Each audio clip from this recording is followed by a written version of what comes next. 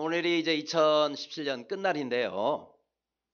우리가 이스라엘 백성들이 보면 지금 광야 생활을 하고 있는 그런 상황에 민수기를 우리가 보고 있잖아요. 그러니까 이스라엘 백성들이 지금 광야를 계속해서 전진을 해 가고 있는 것처럼 우리도 매일매일 한 해 한 해가 주님 나라 갈 때까지는 바로 이 광야의 생활입니다.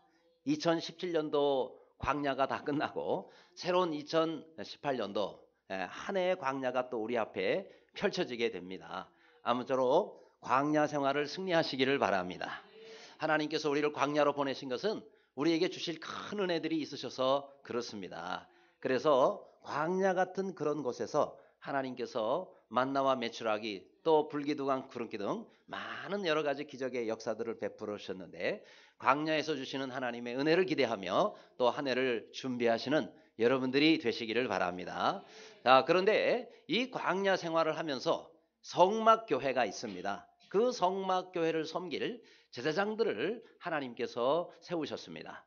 바로 아론과 그의 자손들에게 또 그의 자녀들에게 제사장 직분을 주셨거든요. 그런데 이 제사장 직분을 어떻게 감당을 해야 되고 또 어떤 사람들이 세워졌는지 오늘 말씀을 통해서 함께 우리가 은혜를 나누기를 원합니다. 마침 오늘도 우리가 또 내년도를 섬길 교회 직분자들 그리고 또 청지기들을 임명하게 되는데 하나님께서 내게 어떤 뜻을 가지고 계시고 내가 어떻게 주님을 섬겨야 될지 오늘 함께 은혜를 나누기를 원합니다. 자, 그러면 우리가 교회 생활을 하면서 특별히 또 일꾼으로 세움 받을 때 우리가 어떻게 섬겨야 되겠느냐 하는 겁니다. 첫째로 우리가 거룩한 제사장 직분을 가졌음을 알아야 한다라는 겁니다. 자, 3절에 그들은 기름 부음을 받고 거룩하게 구별되어 제사장 직분을 위임받은 제사장들이라 이렇게 말씀하고 있습니다. 자, 여기서 그들은이라고 나오잖아요. 이 그들은이 누굽니까? 바로 아론의 네 아들들입니다. 자, 이 아론의 네 아들 모두에게 제사장 직분이 주어집니다. 근데 이들은 전부 기름 부음을 받았습니다. 자, 우리 구약 시대 때에 기름 부음을 받는 특별한 직업들이 있었죠. 아무나 하나님께 기름 부음 받는 것은 아니고 세 직책이 있었다 그랬어요. 누구누구죠? 왕과 제사장과 선지자. 왕, 제사장, 선지자에게 하나님께서는 그들을 세우실 때 기름을 부으셨습니다. 자, 그러면 기름을 붓는다. 특별한 행위인데 어떤 의미가 있느냐 하는 겁니다. 첫째로 이 기름 붓는다라는 것은 하나님의 소유가 됐다. 그런 의미를 가지고 있습니다. 따라서 우리가 기름 부음을 받는 직분자가 될 때 나는 이제 하나님 것이 됐습니다 하는 거예요. 나는 하나님 거다. 이제는 하나님의 뜻대로 살겠습니다. 하나님께서 뜻대로 사용하여 주옵소서. 그런 뜻을 가지고 기름을 붓는 것이고요. 또 한 가지 뜻은 성령님께 온전히 이제 의지하며 살아라. 기름 부음을 받는다라는 것은 능력을 받는 겁니다. 그러니까 이제 하나님의 능력으로 제가 살겠습니다. 그러니 하나님께서 특별히 성령님께서 나를 사용하여 주옵소서 하는 뜻을 가지고 있는 거고요. 또 이 기름 붓는다라는 것은 거룩하게 구별되었다 이런 뜻을 가지고 있습니다. 그러니까 제사장들은 당시에 기름 부음 받아가지고 아무 일이나 하면 안 된단 말이죠. 하나님께서 거룩한 일을 위해서 구별돼 놓은 그런 일을 하도록 하나님께서 세우신 사람들이거든요. 그러니까 제사장들이 아무 데나 가서도 안 되고 또 아무 일이나 해서도 안 되는 것이다 라는 겁니다.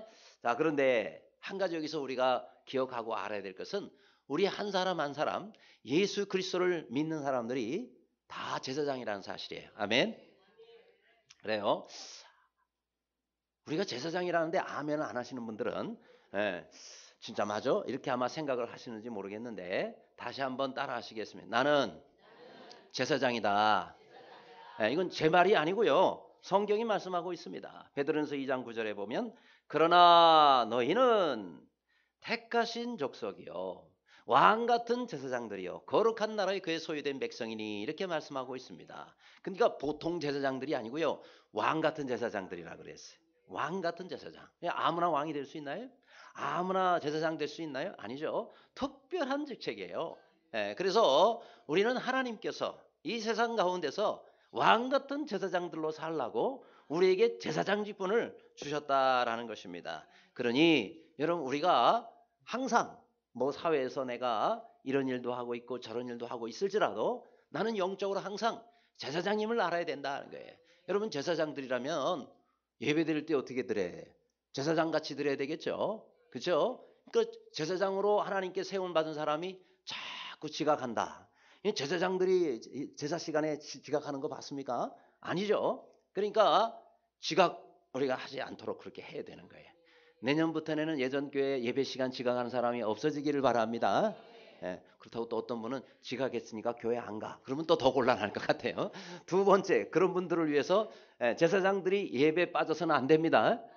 제사장들이 예배를 빠지면 제사를 빠지면 누가 제사를 드려요? 그러니까 왕 같은 제사장들이기 때문에 하나님 앞에 제사를 지내는 그런 책임이 있음을 알고 예배 시간에 빼먹지 않고 예배 시간에 빠지지 않기를 간절히 바랍니다.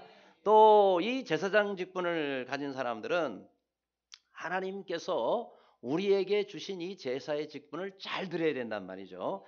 그래서 우리가 찬송을 드릴 때도 제사장들은 찬송을 드린다 그러면은 얼마나 열심히 드리겠어요. 그렇죠? 근데 어떤 분은 예배 시간에 찬송할 때 입을 전혀 안 벌리시는 분들이 그런 분들은 전 속으로 크게 하거든요.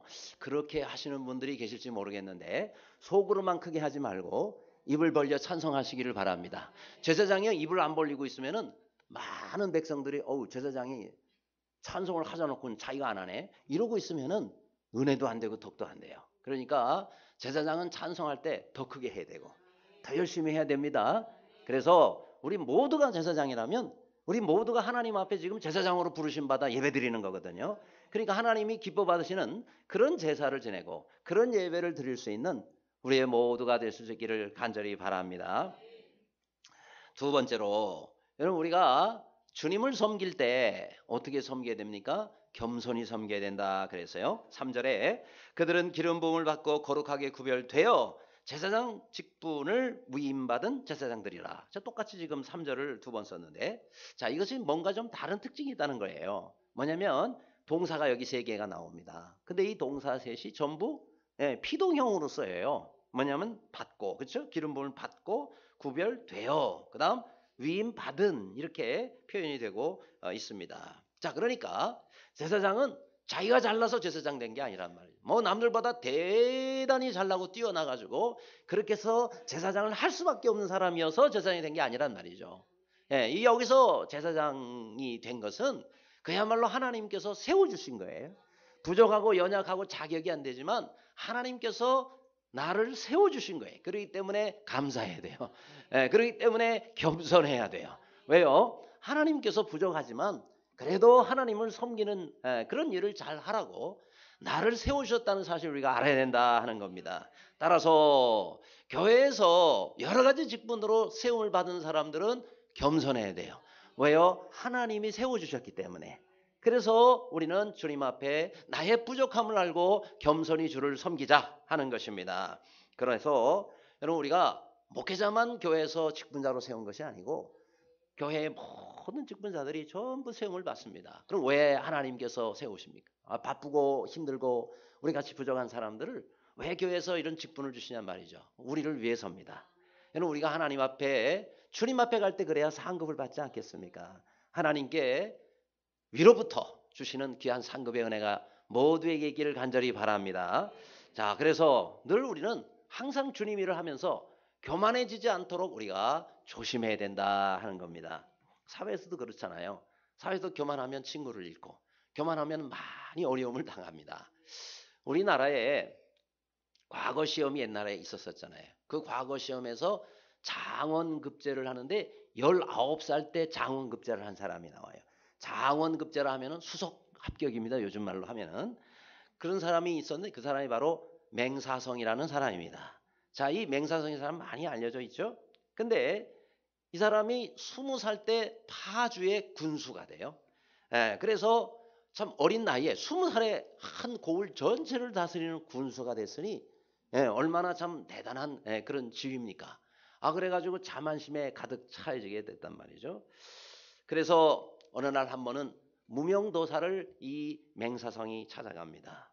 그러면서 만나가지고 얘기를 하죠. 도사님, 제가 20살에 군수가 됐는데 앞으로 제가 마음에 새기고 따라야 할 좌우명이 있으면 하나 좀 말씀해 주시죠. 그러니까 이제 이 도사가 얘기를 하면 그거야 어렵지 않죠. 아주 중요한 거 하나를 말씀드리겠는데 선을 베풀면서 사시기를 바랍니다. 그래 얘기를 했대요. 너무 실망스러운 거예요. 맹사성이 듣기. 아니 그 선을 베풀면서 살라는 거는 삼척동자도 다 아는 말인데 아니 나한테 겨우 그 정도밖에는 그렇게 말을 못 해주나? 응? 그래서 내심으로는 좀 실망해가지고 알았어 그러면서 이제 가려고 그래도 여기 멀리까지 오셨는데 그냥 가시면 됩니까? 도사가 붙잡습니다. 차라도 한 잔 하고 가시죠. 뭐 그러죠 뭐 그러면. 그래가지고 이제 앉았는데 테이블을 준비하고 요만한 종발 같은 그런 곳에다가 주전자에게 차가 담겨져 있는데 이걸 이렇게 따릅니다. 따르면 금방 차버리잖아요. 찼으면 보통은 중단을 해야 되는데 이 도사가 말이죠. 그냥 넘치는데도 계속 그냥 따르고 있는 거예요. 그러니까 이제 이 넘치는 이 물이 흘러가지고 방바닥을 적십니다. 그러니까 맹사성이 보고 있다가 한마디 하는 겁니다. 아니 도사님 찬물이 넘쳐가지고 지금 방바닥을 버리고 있습니다. 그러니까 이 도사가 이렇게 얘기를 합니다. 찬물이 넘쳐서 방바닥을 버리는 것은 아시고 자신의 지식이 넘쳐서 인품을 버리고 있는 것은 왜 모르십니까? 한마디를 하는 거예요. 그러니 얼마나 창피해, 그죠? 당신이 가지고 있는 거 요거밖에 안 되는데 거기다가 자꾸 지식을 부어가지고 이게 넘쳐가지고 교만이 들어서 당신 지금 인품이 다 버렸어. 이렇게 지금 얘기하고 있는 건데 이 비유로 맹사성이 이걸 모르겠습니까? 막 얼굴이 화끈거리고 아주 그냥 너무 창피해서 급히 나가느라고 문을 열고 나가다가 이 위에 꽝 하고 또 부딪혀가지고 말이죠. 여기 혹이 하나가 또 납니다. 도사가 이렇게 말했답니다. 고개를 숙이면 부딪히는 법이 없습니다. 그래요. 뭘 우리에게 보여주고 가르쳐주는 겁니까? 겸손하라 이 말입니다. 젊은 나이에 군수까지 됐으면은 더 겸손해서 배우려고 하는 자세를 그러고 가져야지 뭐 좀 얻었다고 그렇게 교만해가지고 고개 들고 다니다가 머리가 나만할 리가 없겠습니다 하는 얘기겠죠. 그렇죠? 그래도 아멘이 없으시므로 우리는 또 역시 이렇게 성경적인 얘기를 해야 은혜를 받으시는 것 같아요. 여러분 저 몇 년 전에 제가 성지순례를 갔는데 베들레헴을 방문했어요. 예수님이 탄생하신 곳이니 안 가볼 수가 없잖아요. 그래서 베들레헴을 갔더니 베들레헴 예수 탄생 교회가 있더라고요. 아주 크고 멋있게 잘 지어졌습니다. 오래된 건물이죠. 그런데 들어가는 그 입구가 말이에요. 얼마나 조그만지 정문인데 너무너무 조그매. 아무튼 폭은 80cm밖에 안 되고 그 다음에 높이는 1m 20밖에 안 돼요. 1m 20이면 한 요 정도 옵니까? 그러니 말이죠. 거기는 절대 서서 못 들어가요. 그렇죠? 어떻게 해야 돼요? 아주 조그만 아이는 모르지만은 웬만한 모든 성인들은 전부 고개를 숙여야 돼요. 그렇죠? 고개를 숙이고 이렇게 해가지고 들어가야 돼. 안내하는 그 가이드가 이런 얘기를 하더라. 예수님 탄생하신 이 베들레헴 예수 탄생 교회는 들어오는 입구부터 우리 겸손하셔서 이 땅에 오신 예수님을 우리가 뵈러 가는데 고개 들고 빳빳이 교만하게 들어가면 안 됩니다. 그래서 아예 여기 처음 건물을 지어 설계할 때부터 예수님 만나러 오는 사람이 겸손하게 와야 된다고 전부 숙이고 들어오라고 1m 20밖에는 일부러 안 만들었어요. 폭도 좁게. 그러니까 막 여러 그냥 고개 숙이고 들어가야 되는데 다들 겸손하게 들어오더라고요. 제 뒤로 들어오는 사람도 보니까. 그게 뭐예요? 우리가 예수님 믿는 사람들은 주님을 섬기는 사람들 아닙니까? 주님 섬길 때 어떻게 섬기라는 거예요? 겸손히 섬기라는 거예요. 예수님이 내 안에 계신데 그 예수님을 본받아 우리가 겸손해야지. 뭐 하나 가졌다고 교만 떨고 뭐 이러면 하나님께 얻어맞습니다. 성경에 말씀하잖아요. 하나님이 교만한 자를 대적하시되 그래서 교만한 자는 하나님이 대적하시고 그리고 겸손한 자들에게는 은혜를 베푸시느니라. 그렇게 주님 앞에 늘 겸손하게 사는 모두가 되시기를 바랍니다. 세 번째로 우리가 좋은 일꾼이 되려면 성령에 사로잡혀 일해야 된다 그랬어요. 3절에 보니까 그들은 기름 부음을 받고 그랬습니다. 이 기름 부음 받는 것이 바로 성령을 상징합니다. 오늘날 우리 모두가 다 주님 앞에서 주님의 일을 하는 사람들은 성령을 받아야 돼요. 왜 우리가 우리 힘, 내 지혜로 하면 한계가 있습니다. 그렇죠? 하다가 금방 지쳐요. 또 하다가 또 우리가 주님의 기뻐하시는 그런 열매를 맺을 수가 없습니다. 그래서 우리는 성령으로 사역하고 성령의 의지에서 직분을 감당토록 해야 된다는 거예요. 따라서 우리가 늘 주님 앞에 주여 저에게 직분 주심을 감사합니다. 이 직분 잘 감당하기 위해서 제게 성령을 주옵소서. 또 성령의 충만함을 부어 주시옵소서. 늘 주님 앞에 기도하고 맡겨주신 사역을 감당하는 여러분들이 되시기를 바랍니다. 그래서 조금 하다가 아이고 뭐 내가 꼭 이런 거 해야 돼. 아무도 안 하는데 나 혼자 왜 이거 해야 돼. 그러면서 누가 뭐 하겠지 뭐 이렇게 우리가 중단하지 말고 주님께서 우리에게 원하시는 기간이 있잖아요. 1년이면 1년 동안, 6개월이면 6개월 동안 주님께서 내게 맡겨진 사역을 주님이라면 이걸 어떻게 하실까? 그런 생각을 하면서 우리가 끝까지 감당하는 모두가 되시기를 바랍니다. 여러분 초대교회 때도 집사, 그 당시에 이제 오늘날로 하면 안수 집사지만 그 당시에 집사를 세우는데 7명을 세우는데 기준이 있었단 말이에요. 사도행전 6장에 보니까 기준을 이렇게 말씀하고 있어요. 형제들아 너희 가운데서 성령과 지혜가 충만하여 칭찬 듣는 사람 7을 택하라 이렇게 말씀했어요. 누구를 택하라고요? 성령과 지혜가 충만한 사람. 오늘도 우리가 주님의 일을 하려면 성령과 지혜가 충만해야 돼요.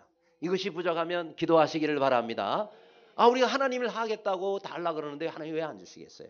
그래서 우리가 하나님께 늘 주님의 일을 감당하면서 그리고 내년에 우리의 사역을 시작하면서 주여 제게 성령과 지혜를 부어 주옵소서. 매일 그렇게 기도하시기를 바랍니다. 매일 기도하세요. 매일 성령과 지혜를 하나님 내게 충만하게 부어 주옵소서. 그런데 그것만 가지고 또 부족한가 봐요. 그 뒤로 뭐라고 말씀했어요? 칭찬 듣는 사람이라 그랬어요. 성령과 지혜가 충만할 뿐만 아니라 또 교회의 성도들에게 칭찬받는 사람, 이웃들에게 칭찬받는 사람, 그런 사람들이 다 되시기를 바랍니다. 어떤 사람은 지혜는 충만한데 주위 사람들에게 칭찬을 듣지 못하는 사람들도 있어요. 그래서 우리가 하나님께 대해서는 성령과 지혜가 충만해야 되지만 또 사람들에 대해서는 뭐예요? 칭찬 듣는 사람. 여러분 우리가 지난번에 바나바에 대해서 함께 상고했잖아요. 이 바나바는 성령과 지혜가 충만했을 뿐만 아니라 또 사람들에게 뭐예요? 착한 사람이라 그랬어요. 착한 사람. 아가소스, 그렇죠? 플레레스, 바나바스 이 세 가지 얘기했었습니다. 근데 우리가 이렇게 아가도스, 착한 사람. 다른 사람들 믿지 않는 사람들에게 저 사람 참 좋은 사람이야. 이렇게 칭찬을 한 몸에 맡았던 사람이란 말이죠. 그렇죠? 하나님께 대해서는 플레레스가 뭐라 그랬어요? 충만한 사람이래. 하나님께 대해서는 은혜와 진리가 충만하고 하나님께 대한 성령과 지혜가 충만하고 또 사람들에게는 착한 사람이다. 여기서도 마찬가지죠. 칭찬 듣는 사람이라 그랬어요. 따라서 우리가 이런 부분에 있어서도 하나님 제가 주님의 일을 하는데 저렇게 사람들에게 손가락질 받는 사람이 아니라 박수를 받고 칭찬을 받는 사람이 되게 해 주시옵소서. 이 힘써야 돼요. 그래야 교회 일을 하는데 좋은 팀워크를 이루어서 주님의 역사를 이룰 수가 있습니다. 여러분 교회 일을 혼자 하려면 얼마나 힘들어요. 그런데 함께 하면 훨씬 더 빨리 훨씬 더 은혜롭게 할 수가 있습니다. 그러려면 칭찬 듣는 사람이 되어야 다른 사람들과 함께 팀워크를 이루면서 할 수가 있는 거예요. 안 그러면요 혼자는 열심히 할지 몰라요. 그러나 사람들이 함께 하지를 않아요. 왜요? 그 사람은 싫거든요. 그러니까 혼자 하게 되면 하나님의 역사가 일어나지 않는다라는 겁니다. 따라서 늘 성령의 인도를 따라 또 성령과 지혜와 그리고 칭찬 듣는 일꾼들이 되시기를 주님의 이름으로 축원합니다. 네 번째로 우리가 또한 신앙생활을 잘 하려면 말씀을 벗어나지 말아야 한다 그랬어요. 4절에 나답과 아비후는 시내 광야에서 여호와 앞에 다른 불을 들이다가 여호와 앞에서 죽어 자식이 없었으며 말씀하고 있습니다. 지금 여기에 나답과 아비후라는 사람이 나와요. 누구죠? 아론의 장남 차남입니다. 자, 이들도 제사장. 그 밑에 두 동생도 제사장. 4명의 아들이 제사장이라 그랬는데 근데 이들에게 문제가 생겨요. 어떤 문제죠? 여호와 앞에서 죽었다 그랬어요. 여호와 앞에서 죽었다. 그냥 뭐 나이가 돼서 죽은 게 아니고요. 하나님께서 치신 거예요. 그것도 그들이 제단 앞에 불 데려다 불이 그냥 제단 앞에서 확 살아가지고 이 두 사람이 그 하나님의 여호와의 불이라 그래요. 그 불에 타서 죽습니다. 그런데 자손도 없이 죽었다 그랬어요. 그러니까 거기서 그냥 대가 끊겨져 버리게 된 거예요. 그런데 왜 이렇게 이들이 하나님을 섬기다가 죽었냐 이 말이죠. 그것은 다름이 아니라 다른 불을 들이다가 그랬어요. 무슨 불을 드려요? 하나님께서 명하신 불을 드려야 되는데, 하나님께서 지목하신 불을 드려야 되는데, 그들이 하나님의 말씀을 가볍게 여겼어요. 알고서도 다른 불을 가져다가 거기서 드렸다면, 그러니까 하나님이 진노하신 겁니다. 그렇죠? 여러분 레위기 16장에 이렇게 말씀하고 있습니다. 향로를 가져다가 여호와 앞 제단 위에서 피운 불을 그것에 채우고 그리고 두 손에 채워가지고 휘장 안에 들어가서 그것을 가리게 할지니라고 말해요. 그러면서 그리하면 그가 죽지 아니할 것이며. 그러니까 여기서 여호와의 단이라는 것은 번제단을 말하는 거예요. 그 번제단에서 불을 떠다가 이걸 가지고 성소 안에서 분향단에다가 불을 붙여야 되는데 번제단에서 불을 뜨지 아니하고 다른 불을 가지고 왔단 말이에요. 하나님의 거룩함을 훼손시킨 거예요. 그래서 하나님이 직접 저들을 치셨다라는 겁니다. 무서운 결과죠. 그렇죠? 그러니까 이것을 몰라서 저들이 아는 것이 아니라 알면서도 하나님의 말씀대로 하지 아니하고 가볍게 여기고 다른 불을 들이다가 하나님의 진노를 받게 되었다라는 겁니다.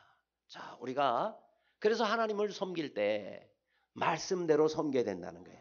하나님께서 이렇게 하라 그랬으면 아멘 그걸 그대로 해야 되는데 교만해가지고 이것저것 다른 거 갖다가 하고 이러면 하나님이 진노하신다라는 겁니다. 하나님의 말씀이면 철저히 말씀대로 사는 모두가 되시기를 바랍니다. 여러분 이 일은 우사가 그랬잖아요. 사무엘 하에 보면 다윗이 법궤를 가지고 궁궐로 들어옵니다. 궁궐로 들어올 때에 이런 일이 일어났어요. 사실 성경을 읽은 지가 참 오래돼가지고 그들이 성경을 본 지가 오래돼가지고 잘 몰랐어요. 하나님이 법궤가 운반되어져 올 때 어떻게 하라는 것을 다윗도 몰랐고 함께한 사람들도 몰랐어요. 이 몰라도 참 문제가 됩니다. 그래서 원래 고핫 자손의 어깨에다가 메고 하나님의 법궤는 반드시 사람의 어깨에다 메고 이동하게 돼 있어요. 그런데 어깨에 매지 않고 수레에다가 소가 끄는 수레에다가 물론 새 수레를 하기는 했지만은 그럼 하나님이 언제 수레에다가 법궤를 끌으라 그랬어요. 근데 거기다 올려놓고 가다가 자, 이 타작마당에 이르러가지고 막 타작하는 걸 보니까 소가 놀래가지고 펄쩍 뛰다가 말이야. 이 법궤가 수레에서 떨어지는 상황이 되게 되니까 우사가 어이쿠야 하고 손을 댔다가 즉사를 해버렸단 말이에요. 그죠? 감히 하나님의 법궤에다가 더러운 사람의 손으로 만졌다. 이게 이제 하나님이 진노하신 것이고, 자 이런 상황 가운데 우사를 보면은 아하 하나님이 말씀하신 것을 순종하지 아니하고 지키지 아니할 때 하나님이 진노하시는구나. 우리가 알아야 돼요. 또 사울왕도 그랬죠. 사울왕도 하나님께서 암말렉 족속을 치되 진멸하라 그랬어요. 사람도 짐승도 다 진멸하라 그랬는데 사울왕이 불순종했어요. 그래서 다 사람은 진멸했지만 그 나라의 왕인 아각 왕은 살렸고 그리고 짐승들 가운데서 좋은 거는 이건 쓸만한데 왜 죽여? 이것도 좋은 거잖아. 남겨야지. 하나님 말씀을 불순종했단 말이에요. 그래서 하나님께서 사무엘을 보내서 뭐라고 말씀하십니까?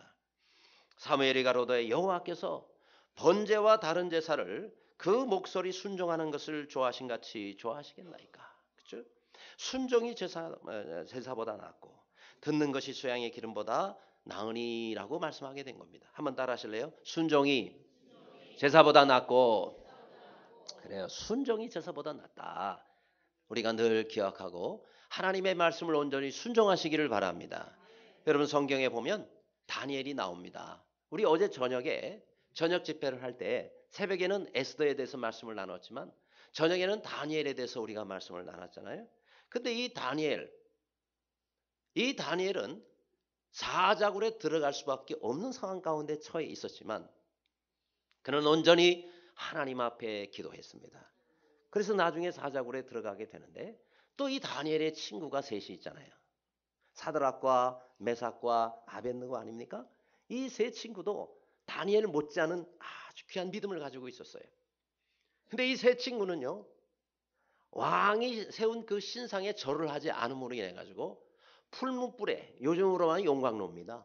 용광로에 그야말로 들어갈 수밖에 없는 상황 가운데 처해지게 됐습니다. 자, 이 다니엘과 세 친구를 보면은요, 상황은 다릅니다. 뭐가 다르냐면 이 다니엘 같은 경우는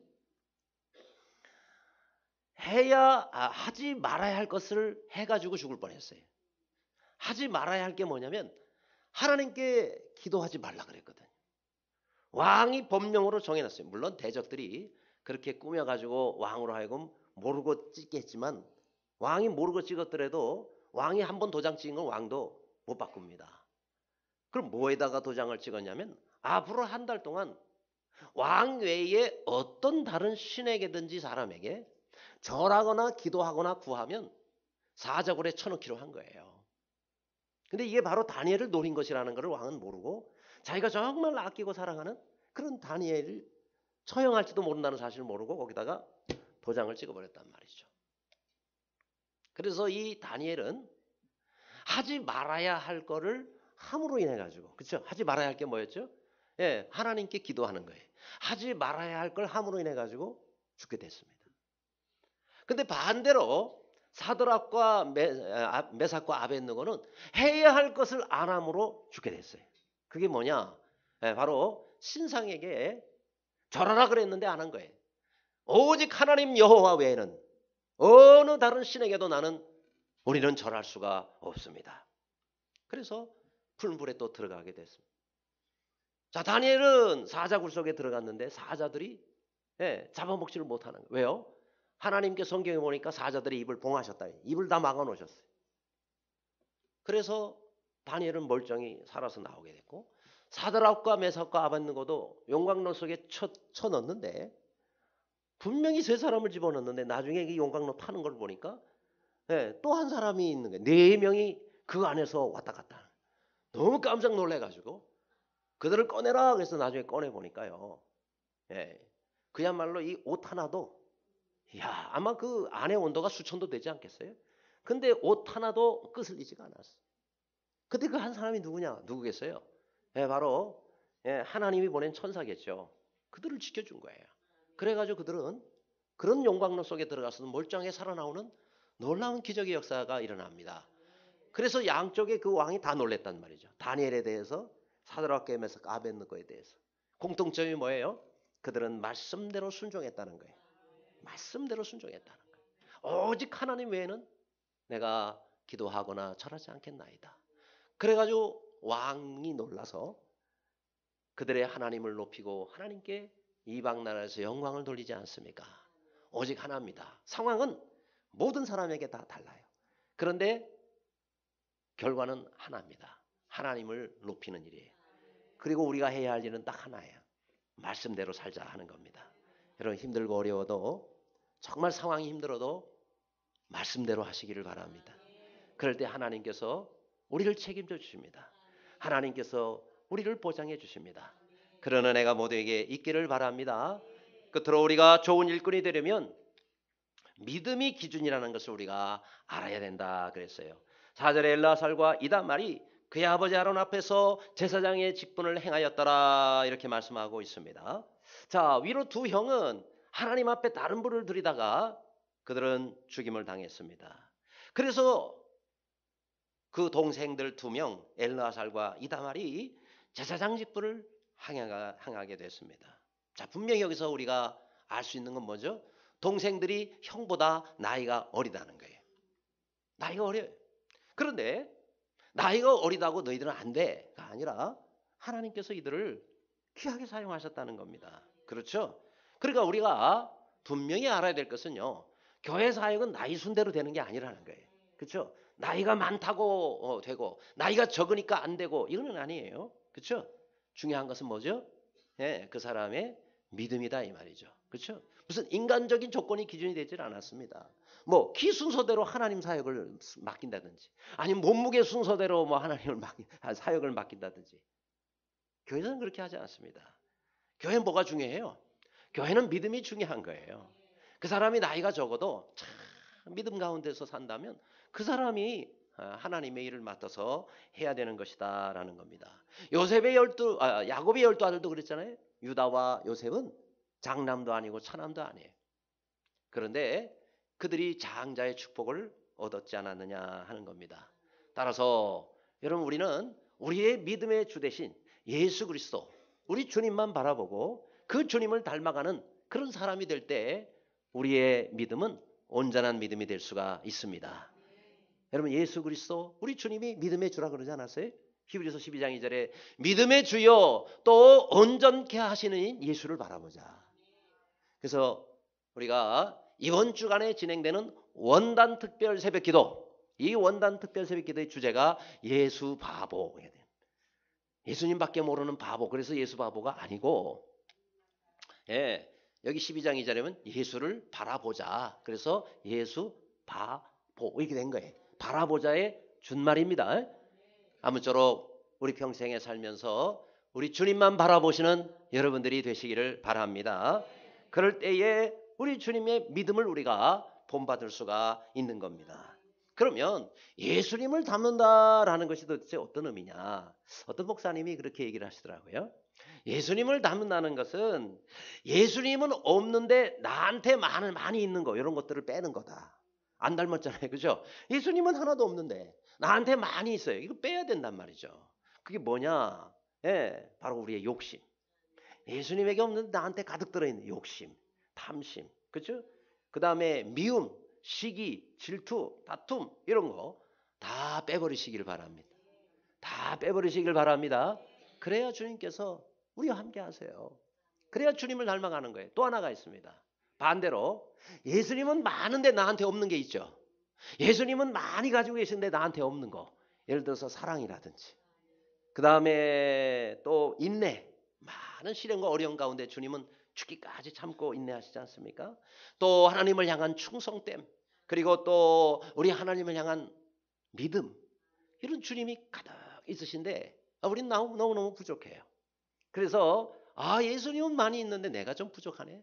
그럼 어떻게 해야 돼요? 채워야 되는 거죠. 그런 것을 내가 채울 수 없으면 기도하는 거예요. 계속 주여 내게 채워주옵소서.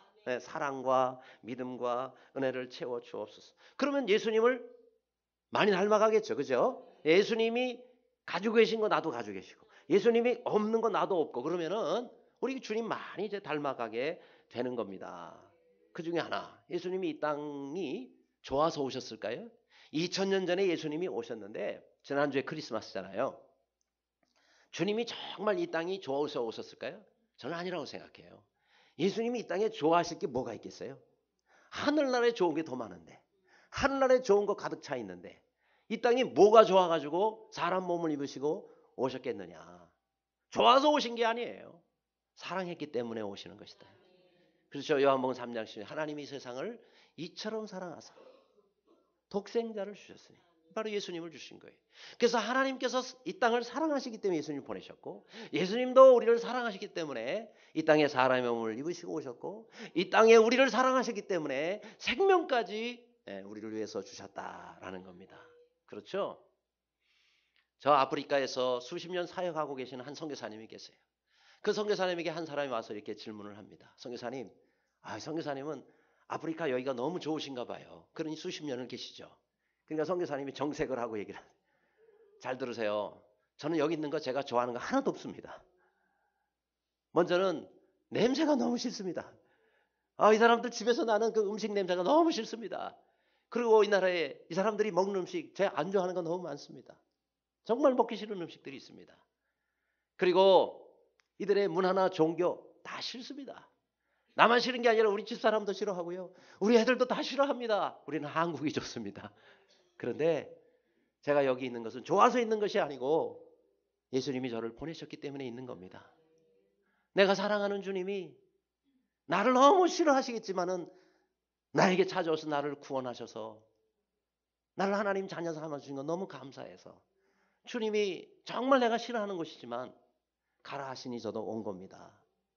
그리고 주님처럼 저는 이들을 사랑합니다. 이들을 좋아하지는 않지만 저는 이들을 사랑합니다. 그래서 저는 수십 년을 있고 앞으로 죽을 때까지 여기 있을 겁니다. 이렇게 고백을 했다는 거예요. 오늘 우리도 마찬가지입니다. 주님이 어떤 때는 우리가 정말 싫어하는 일을 시키실 때가 있어요. 정말 하고 싶지 않은데 하라 그러실 때가 있어요. 그럴 때 순종하시기 바랍니다. 왜요? 주님도 정말 이 땅에 내려오고 싶지 않으셨을 거 아니에요? 정말 십자가에 달려 안 죽고 싶으셨을 거 아니겠어요? 그래서 주님도 그러잖아요. 아버지요, 할 수 있으면 이 잔을 내게서 거두어 주옵소서. 할 수 있으면 이 잔을 내게서 떠나가게 해 주옵소서. 십자가 안 달리고 싶다는 말이에요. 그런데 내 뜻대로 마옵시고 아버지의 뜻대로 되기를 원하나이다 하면서 그렇게 싫어하는 그 십자가를 주님이 달리시지 않습니까? 그렇다면 그 주님의 은혜를 받은 우리도 주님께서 어떤 때는 싫어하는 것을 하라 말씀하실 때가 있어요. 내가 정말 가고 싶지 않은 곳에 가라 말씀하실 때가 있어요.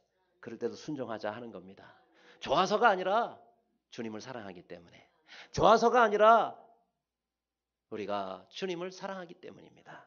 아무쪼록 이와 같이 우리 주님을 사랑하는 모두가 주님께서 우리에게 어떤 일을 맡기신다면 우리가 싫어도 감당하는 모두가 되시기를 간절히 바랍니다.